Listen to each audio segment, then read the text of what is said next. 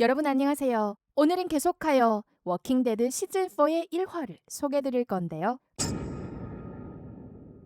시즌3에서 감옥을 발견한 릭 일행은 이곳을 기지로 해 장기적으로 거주하려 했지만 불행하게도 우드버리의 리더 가버너를 만납니다. 그는 기지 주민들을 이끌고 릭 일행에 여러 번 도발을 시도했는데요. 마지막 전쟁에서 릭 팀은 비록 인원수가 적었지만 그래도 실전 경험이 풍부해 가버너 팀을 물리치고 결국 승리합니다. 그 과정에서 물론 많은 피해자가 발생했는데요. 가장 아쉬웠던 사람은 민폐만 끼치던 안드레아입니다.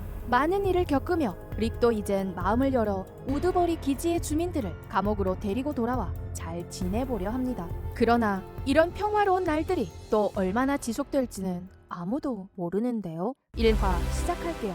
수염이 가득 자란 릭이 등장합니다. 감옥에는 농장과 양식장이 더 늘어나 있었는데 식량 확보를 위한 시스템이 어느 정도 갖춰진 것으로 보아 앞으로 팀원들은 위험을 무릅쓰고 밖에 나가 모험할 일이 적어졌죠. 그 외 간부인 데릴은 주민들의 사랑과 존경을 받습니다. 그는 기지의 주민뿐 아니라 자주 외부의 생존자들을 기지로 구해오곤 합니다. 데릴에게 고마움을 표하는 생존자들. 아무튼 아직까지 감옥에는 그렇다 할 큰 문제가 발생하진 않았고 그저 생존자들이 많아짐에 따라 울타리 밖의 좀비들만 하루가 다르게 늘어날 뿐이었죠. 손을 쓰지 않으면 언젠가는 좀비들이 울타리 안으로 쳐들어와 큰 문제로 이어질 수도 있겠는데요. 한편 데릴을 제외한 다른 간부인 글렌과 매기는 여전히 사랑을 나누며 행복한 삶을 살고 있습니다. 이는 그들 간의 관계가 더 단단해졌음을 의미하고 서로 너무나 소중하기에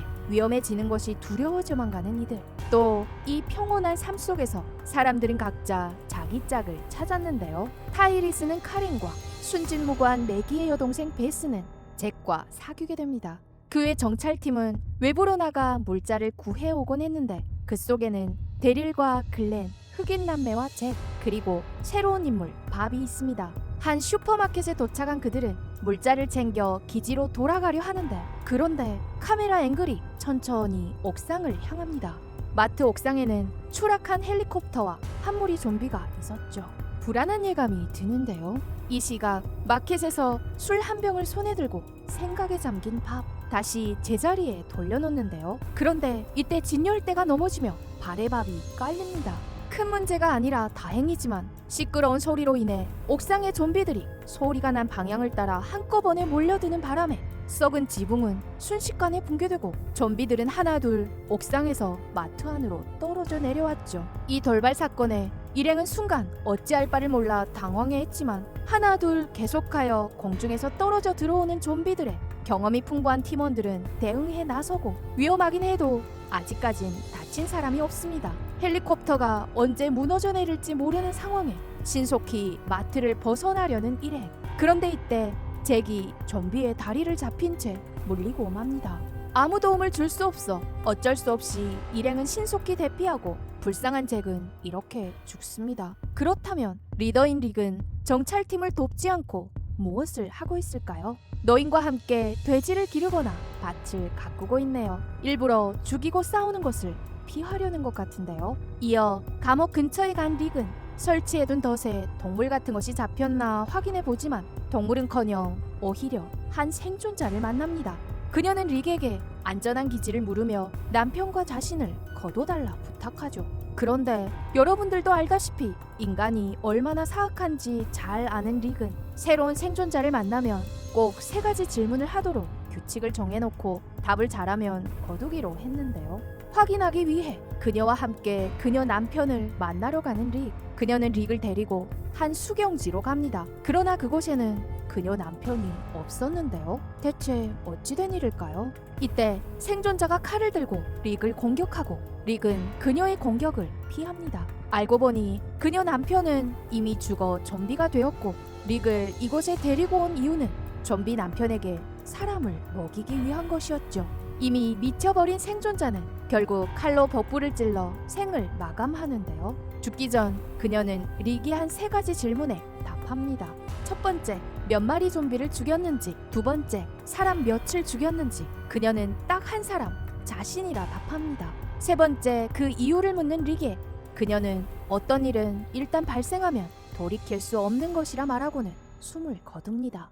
한편 기지의 새로운 멤버가 늘면서 더 이상 위험을 무릅쓰고 외부로 나가지 않아도 되는 칼. 그러나 많은 일을 겪은 칼은 또래 아이들과 달리 일찍 철이 들어 이들과 어울리기 힘들었죠. 특히 좀비들의 애완동물인 양 이름을 지어주는 이 아이들하고 말이죠.